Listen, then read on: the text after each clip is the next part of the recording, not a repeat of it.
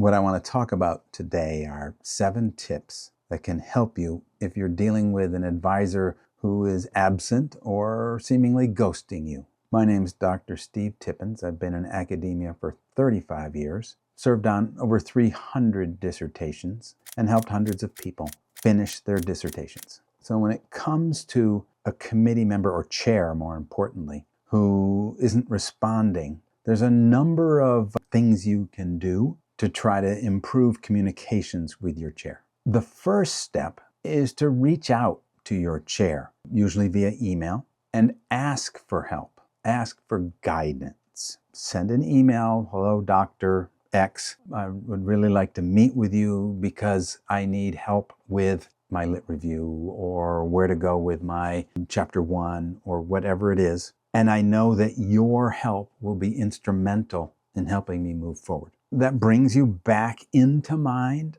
but also by saying, I know that your help will be instrumental, that says, I know that you're really important and you're really intelligent and really good, and you're the person who can help me move forward. So we're playing a little bit to ego here, but it can be helpful. The second thing, and this helps, when you get in touch with them, or you can do it via email too, but it's best once you've gotten them, is to, ask them how they got through. Because people like to tell their own stories, and that can help them become more involved with you. Now, the third thing I would do is make sure that you keep records. Save all the emails, all the correspondence back and forth, so that you have a track record. You have something to show someone if it turns out that your relationship is not solvable, can't be brought back to functional. You have a story to tell to the school. And that gets us to the fourth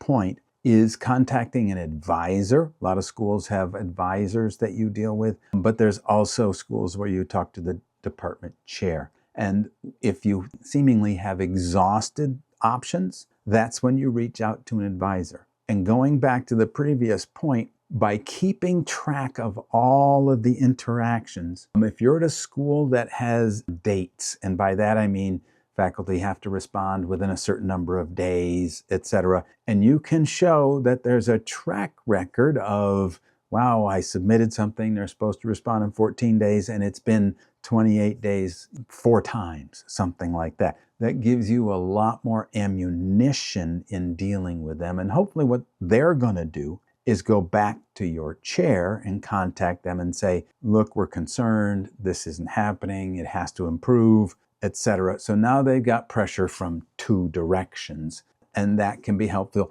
Now, if it's once that they've exceeded the 14 days, they're probably just going to say, okay, we'll make sure it's better. And okay, it shouldn't exceed the 14 days. But if you've got a track record and you can show that there's a track record, then you've got a much stronger case. When you do have meetings, this is the 5th point, when you do have meetings with your chair, I would get everything in writing. I would send ahead of time an agenda so that the chair knows what you want to accomplish. And then after the meeting is done, I would send an email, again, becoming part of your documentation, saying, and here's what I understand we agreed upon, and any dates that are there. So building up your case in case it is needed. It also gives the chair another chance to say, respond and say yes. So if you say, please let me know if my understanding matches yours or something. So that